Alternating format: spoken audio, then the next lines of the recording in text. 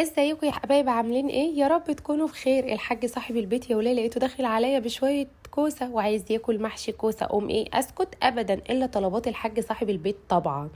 طلعت شويه كرنب كنت مفرزاهم في الفريزر وده كربت وقلت يلا والله لا دلعهم وعن ما حد حوش بقى زي ما تيجي. تعالوا نشوف هنعمل ايه. الاول نصلي على الرسول، ولو لسه ما اشتركتيش في القناه اشتركي وما تنسيش اللايك والشير. المهم يا بنات، معانا ايه بقى؟ معانا دكر بط حلو قوي كده ما شاء الله اللهم بارك، وكوسه كنت مقوراها ومنضفاها كويس، وشويه الكرنب اللي انا كنت مفرزاهم من الفريزر كنت جايباهم من مصر والله يا ولاد معايا، ومعايا شويه بصل مبشورين والكزبره او الخضره وفص الثوم. المهم تعالوا بقى ندلع دكر البط بتاعنا ده، ما احنا مش كل يوم هناكل بط لان البط بيجي لنا من مصر والله يا ولاد، فمش كل يوم هناكل بط فلازم ندلعه. والله هندلع. تعالوا شوفوا هنعمل فيه ايه. معايا بصلايه كبيره مبشوره، هنزل عليها بمعلقه فلفل اسود ومعلقه ملح، وهنزل بفص توم وادعكها زي ما انت شايفه كده بالظبط. ادعكي على قد ما تقدري عشان البصل ياكل من الفلفل الاسود والملح. وهنجيب دكر البط بتاعنا بقى هندلعه نعمل له ايه مميز، هنعمله تدليك زي ما انت شايفه كده بالظبط. دلكي كويس بالبصل اللي احنا متبلينه بحيث البط ياكل من البصل والملح والفلفل الاسود، بيخلي طعم البط حلو قوي. ودخلي من الحشوه دي كمان جوه وادعكي.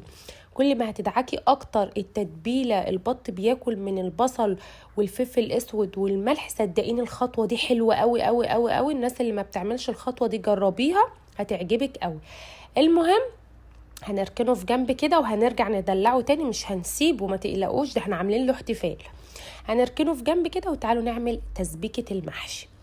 هبدأ الأول بتسبيكة المحشي. هحط نص كوباية كده من الزيت في قلب حلة، وهنزل بالبصل بتاعي. طبعا انتوا عارفين ان المحشي بيحب البصل الكتير، فاحنا هنبشر 5 بصلات كبار حلوين كده على قد كمية المحشي اللي عندك لحد ما البصلة لونها يصفر بس بسيط كده. وهنزل بعصير الطماطم. انا هنا هسبك بس الصلصة، ما اناش عايزة حاجة اعملها على الصلصة اكتر من كده، انا عايزاها مسبكة وبعدين نشوف هنعمل ايه تاني فيها.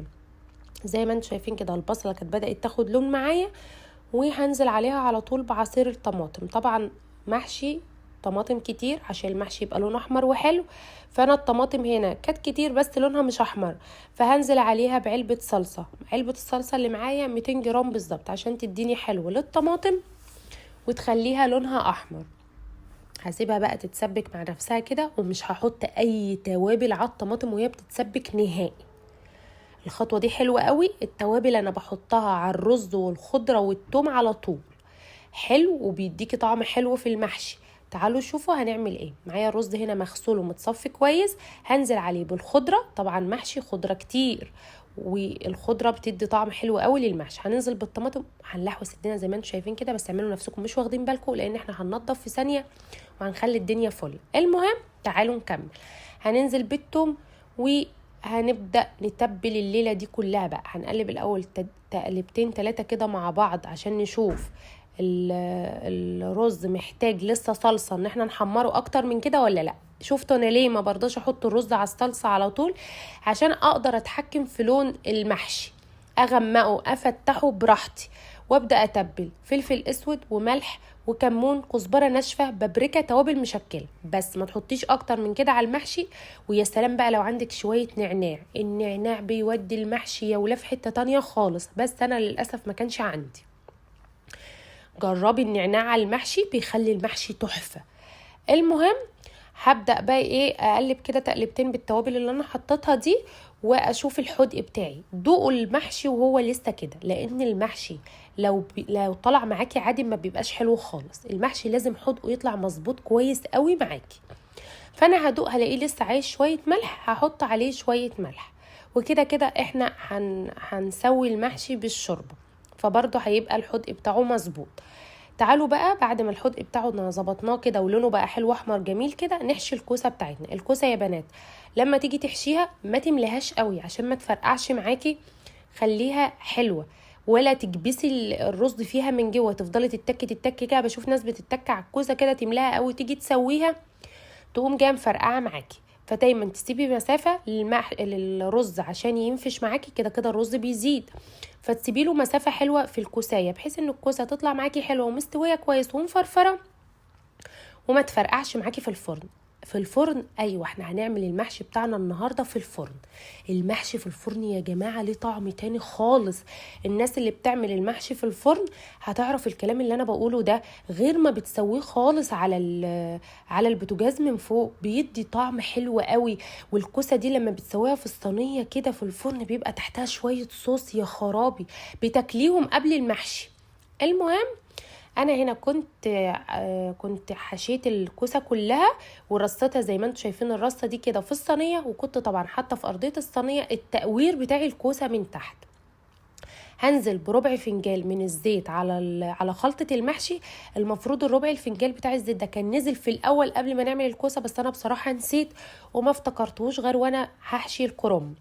ربع الفنجان الزيت ده بيعمل ايه بقى يا ولاد في المحشي؟ بيفرفر الرز معاكي وبيخليه حلو قوي، ولا بيخلي الصبح كده معجن من جوه ولا اي حاجه، بيطلع حبايه الرز سليمه ومفرفره معاكي من جوه.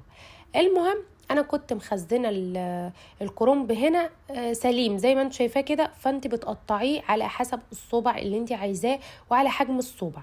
وزي ما انت شايفين كده لما تيجي تحشي صبع المحشي حاولي ما يبقاش فيه رز طالع ولا من هنا ولا من هنا، ولا يكون صبع المحشي عليه رز.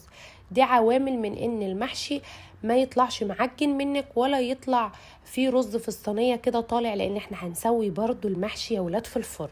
طبعا الصينيه بتاعت المحشي انت بتحطي فيها من تحت شرايح بصل كده وطماطم، وانا كنت راميه فيها برضو في الارضيه من تحت شويه كوسه من اللي انا كنت مقوراهم، عشان طبعا الطبقه اللي تحت دي انتوا عارفين ان هي بتلزق، رغم ان في ناس كتير بتحب تاكل الطبقه اللي هي ايه بتبقى يعني متحمره شويه كده من الفرن. بس انا يعني على فكره اللي ما يعرفش ان انا ما بحبش المحشي خالص وما باكلش المحشي خالص، ورغم ذلك ان انا بعمله حلو جدا. والله يعني انا ما بحبش المحشي باي انواع محشي خالص، ما بحبش اكلها. انا بعمله عشان خاطر جوزي بيحبه، فطبعا مش معنى ان احنا ما بناكلش الحاجه يبقى ما نعملهاش. الست الشاطره ما يقفش معاها اي حاجه، طبعا تعمل كل حاجه مهما كانت حتى لو ما بتحبهاش. المهم انا هنا هلف المحشي كله عشان ما اطولش عليكم الفيديو، وكنت هنا خلصت رص المحشي ولفيته. طبعا الصينيه رصتها زي ما انتم شايفين كده، والكوسه كانت اترصت كويس. تعالوا بقى ندلع بقيه دكر البط. هنجيب بصلتين كبار نقطعهم مكعبات زي ما انتم شايفين ونحمرهم. هتعملي ايه يا ام مازن؟ هنحشي دكر البط. ايوه هنحشيه، ما احنا قلنا هندلعه، ما احنا مش كل يوم يا ولاد بناكل بط. المهم هننزل عليه بالقنصه بتاعته، كنت مقطعاها كده ومقطعه الكبده بتاعته، وهعمل له مرته. هحشيه بالمرته يا جماعه، حلو قوي، بيخلي طعم البط حلو قوي قوي قوي قوي من جوه. اللي ما بيعملش البط كده فايته كتير، جربوا الطريقه دي صدقوني مش هتبطلوا تعملوه كده. ونزلت بالكبده لان طبعا الكبده ما تاخدش سوا، وهبدا اديلها شويه فلفل اسود وشويه ملح، وهقلبه تقلبتين 3 كده وخلاص، مش عايزه اكتر من كده. انا كده اديت صدمه بس للكبده والقنصه مع البصل. وتعالوا بقى اما ندلع دكر البط ونكمل بقيه الدلع بتاع دكر البط بتاعنا. هنحشيه بالمرته اللي احنا عملناها دي من جوه. هنحط كل المرته في الدكر البط من جوه، هنقفل عليه باي حاجه. عايزه تخيطيه مفيش مشكله، انا مش هخيطه، انا عندي خله هقفله بالخله بتاعت السنان دي، الخله العاديه اللي هي الخشب دي زي ما انتم شايفين كده، بحيث ان المرته اللي انا حطاها من جوه دي ما تطلعش بره ولا تقع معايا في الحله وانا بسلق البط. هقفله من كل الجهات كده، وطبعا لما يستوي هشيل الخله دي خالص، يعني انت بس بتقفلي على المرته من جوه. هنقفل من هنا ومن هنا ومن عند الزور برضو لان الزور مفتوح، هنقفله برضو من الناحيه دي كمان. وبس كده هنكتفه التكتيفه اللي احنا كتفناه دي بحيث ان المرته ما تطلعش منه. وتعالوا بقى نسلق دكر البط بتاعنا عشان احنا عايزين الشوربه بتاعته تطيب المحشي. احنا هنطيب المحشي بشوربه البط.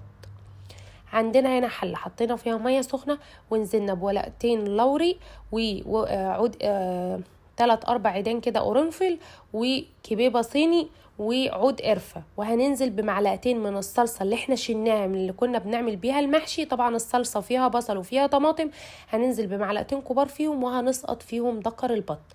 وهنسيب دكر البط لحد ما يستوي معانا خالص. وبعد ما يستوي دكر البط زي ما انتوا شايفين كده، هاخد من الشوربه الجميله بتاعتي دي واسوي المحشي بتاعي. هاخد برضو معلقتين من الصلصه اللي انا سبتها من المحشي، وهحط معلقتين على وش الكرنب ومعلقتين على وش الكوسه زي ما انتوا شايفين كده بالظبط. وهنزل بالشوربه اغطي لحد اول طبقه من الكرنب، ما تزوديش اكتر من كده عشان محشي الكرنب ما بياخدش شوربه كتير عشان يطلع مفرفر معاكي وما يطلعش معجن. والكوسه يا دوبك توصلي يبان بس وش كده الشوربه معاكي، ما تغطيش الكوسه عشان برضو ما تفرقعش معاكي. انا هوريكم دلوقتي المقدار قد ايه. هنهز الصينيه كده بحيث ان احنا ننزل الشوربه لارضيه الكرنب من تحت، يبقى الصينيه كلها زي ما انتم شايفين الرقه الاولانيه باينه اهي، انتوا شايفين الرقه بتاعه الكرنب باينه، عشان ما يطلعش الكرنب معاكي مستوي جامد معجن، يطلع معاكي سواه حلو قوي. الكوسه زي ما انتم شايفين كده يا دوبك انا شايفه بس الشوربه مش مغطيه الكوسه. ودكر البط كان عندي مستوي حلو، هشيل منه العيدان اللي انا كنت حطاه، واما اجي احمره هنزله تحت الشوايه بس من غير ولا سمنه ولا زيت ولا اي حاجه نهائي. تعالوا هنا بقى، الكوسه كانت استوت وطلعت خدت وش جميل. شوفوا الكرنب بيجري ازاي يا ولاد، بينزل مفرفر خطير، ما فيهوش صباع معجن، ما فيهوش حاجه خالص، ما فيش حبايه رز طالعه بره، وكان مستوي حلو قوي. والكوسه كانت واخده وش متحمر حلو.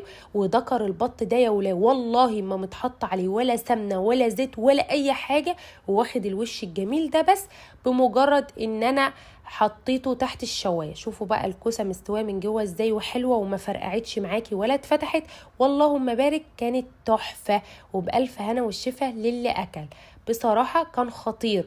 وكان المحشي، شوفوا بقى فص البط بتاعي كان حلو ازاي وطالع مستوي خطير. لو وصلت لحد هنا اشتركي في القناه وفعلي الجرس عشان يوصلك كل فيديوهاتي.